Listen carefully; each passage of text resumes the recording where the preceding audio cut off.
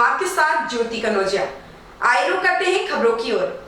देश में कोरोना संक्रमण का कहर लगातार बढ़ता जा रहा है। हर दिन जहां लाखों लोग इसकी चपेट में आकर संक्रमित हो रहे हैं, वहीं हजारों लोग अपनी जान गंवा रहे हैं। वरिष्ठ पत्रकार शेष नारायण सिंह का भी शुक्रवार को निधन हो गया। वह कोरोना संक्रमित थे। अक्सर समाचार चैनलों की डिबेट में दिखने वाले शेष नारायण सिंह का ग्रेटर नोएडा के GIMS अस्पताल में इलाज चल रहा था। बीते दिन ही उन्हें प्लाज्मा थेरेपी दी गई थी, लेकिन उनकी हालत में कोई सुधार नहीं हुआ। शुक्रवार सुबह शेष नारायण सिंह का निधन हो गया। वह मूल रूप से उत्तर प्रदेश के सुल्तानपुर के रहने वाले थे।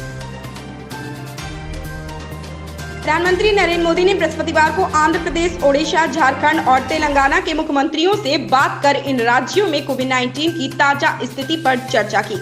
सरकारी सूत्रों ने यह जानकारी दी। उनके मुताबिक प्रधानमंत्री ने जम्मू एवं कश्मीर के साथ ही पुडुचेरी के उपराज्यपालों से भी बात की। बैठक में क्या चर्चा हुई, इस बारे में आधिकारिक तौर पर कोई जानकारी नहीं दी गई। प्रधानमंत्री की इन राज्यों के मुख्यमंत्रियों व केंद्र शासित प्रदेशों के उपराज्यपालों से चर्चा से पहले एक उच्च स्तरीय बैठक की थी, जिसमें उन्होंने विभिन्न राज्यों और जिलों में कोविड की स्थिति की समीक्षा की थी। राजस्थान के मुख्यमंत्री अशोक गहलोत की अध्यक्षता में बृहस्पतिवार को वीडियो कॉन्फ्रेंस के जरिए हुई मंत्रिमंडल की बैठक में कोरोना वायरस संक्रमण की कड़ी को तोड़ने के लिए प्रदेश में 10 मई से 24 मई तक सख्त लॉकडाउन लागू करने का निर्णय लिया गया। राज्य में 10 मई सुबह 5 बजे से 24 मई सुबह 5 बजे तक लॉकडाउन लगने के साथ ही विवाह समारोह 31 मई 2021 के बाद ही आयोजित किए जाएंगे। इस दौरान सभी प्रकार के धार्मिक स्थल बंद रहेंगे। विवाह से संबंधित किसी भी प्रकार के समारोह, डीजे, बारात एवं निकासी तथा प्रतिभोज आदि की अनुमति 31 मई तक नहीं होगी। उत्तर प्रदेश के मथुरा जिले के गोवर्धन कस्बे में पिछले दिनों एक मस्जिद में घुसकर मौलवी से दुर्व्यवहार करने वाले सभी 9 आरोपियों को पुलिस ने गिरफ्तार कर जेल भेज दिया है। गोवर्धन थाना के प्रभारी निरीक्षक प्रदीप चौधरी ने बताया कि सोमवार को बड़ा बाजार की मस्जिद में घुसकर मौलवी से हाथापाई करने वाले सभी आरोपी युवकों को गिरफ्तार कर लिया गया है। कर्नाटक में बृहस्पतिवार को कोरोना वायरस संक्रमण के 49,058 नए मामले सामने आए हैं और इसके साथ ही अब तक संक्रमित हुए लोगों की संख्या बढ़कर 17,90,104 हो गई है। स्वास्थ्य विभाग ने बताया कि पिछले 24 घंटे में कोविड-19 के 328 मरीजों की मौत के बाद प्रदेश में इस संक्रमण के चलते जान गंवाने वालों की संख्या बढ़कर 17,212 हो गई है। मराठा आरक्षण पर उच्चतम न्यायालय द्वारा रोक लगाए जाने से चिंतित तमिलनाडु के विपक्षी दल अन्ना द्रमुक ने बृहस्पतिवार को सरकार से दिवंगत मुख्यमंत्री जयललिता द्वारा राज्य में सुनिश्चित किए गए 69% आरक्षण को बरकरार रखने का अनुरोध किया। विपक्षी पार्टी ने कहा कि राज्य सरकार को कानून विशेषज्ञों से मशविरा कर यह सुनिश्चित करना चाहिए कि गरीबों और कमजोर वर्ग के लोगों के कल्याण के लिए इस्तेमाल किए जा रहे आरक्षण पर किसी तरह से प्रभाव न पड़े। उच्चतम न्यायालय से 29 अप्रैल को मराठा आरक्षण पर रोक लगाते हुए आरक्षण की सीमा 50% से अधिक नहीं होने का आदेश दिया था।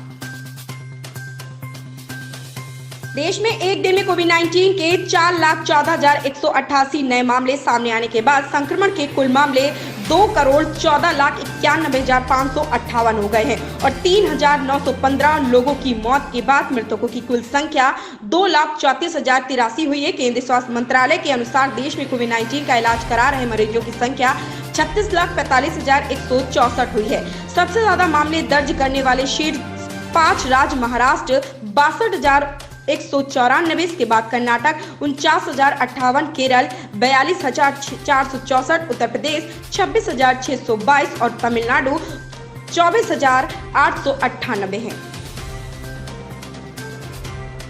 हाथरस के शाहाबाद में बैटरी बनाने की एक फैक्ट्री में शुक्रवार सुबह भीषण आग लग गई। ईदगाह कॉलोनी में स्थित फैक्ट्री में आग लगने से खलबली मच गई। मौके पर कई दमकल की गाड़ियां पहुंच गए। आग लगने के कारण का अभी तक स्पष्ट नहीं हो सका है। बताया जा रहा है कि लाखों रुपए का सामान जलकर राख हो गया है। यह फैक्ट्री सपा नेता और कस्बे के पूर्व चेयरमैन चौधरी भाजुद्दीन की है। SDM शाहाबाद भी मौके पर पहुंच गए हैं। काफी मशक्कत के बाद आग पर काबू पाया लिया।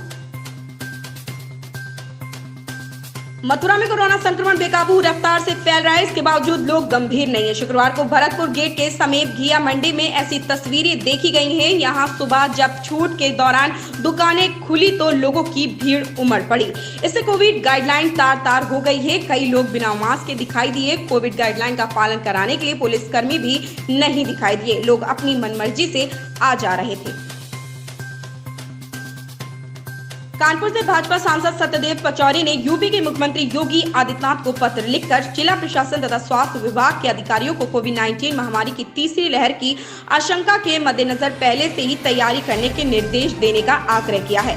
सांसद ने कानपुर में कोविड-19 के मरीजों को ठीक से इलाज न मिलने का जिक्र करते हुए कहा कि रोगियों को समय से उपचार नहीं मिल पा रहा है और वह अपने घर एम्बुलेंस या अस्पतालों के बाहर दम तोड़ रहे हैं। कहा कि कोविड-19 महामारी की पहली लहर के मुकाबले दूसरी लहर में ज्यादा लोगों की मौत हो रही है।